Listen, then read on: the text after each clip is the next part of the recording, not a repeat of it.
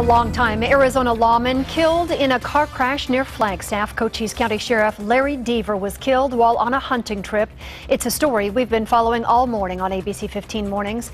People across the state are stunned at the loss, including fellow lawmen and senators John McCain and John Kyle.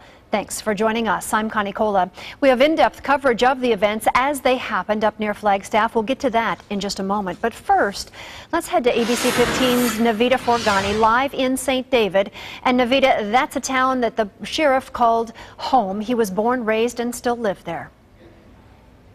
Yeah, Connie, everyone in this community is completely shaken up. Words can't describe their reaction to news when they found out Sheriff Deaver passed early this morning. That's what everyone's been talking about. But they're not just mourning the loss of a sheriff. They're also mourning a huge member of this community. As you said, he grew up right here in St. David. He started his law enforcement career in Cochise County more than 30 years ago, and he spent the past 16 years as sheriff. So he's leaving behind some pretty big shoes to fill.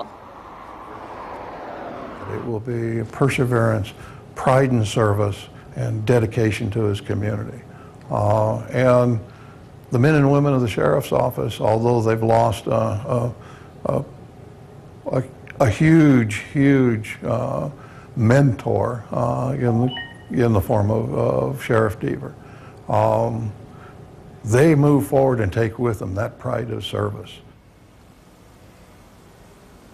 And our hearts and prayers go out to the Deaver family. And they're going through a really tough time. They didn't just lose Sheriff Deaver, a father and a husband and a grandfather. They also just lost 4 days ago Sheriff Deaver's mother to a battle with cancer.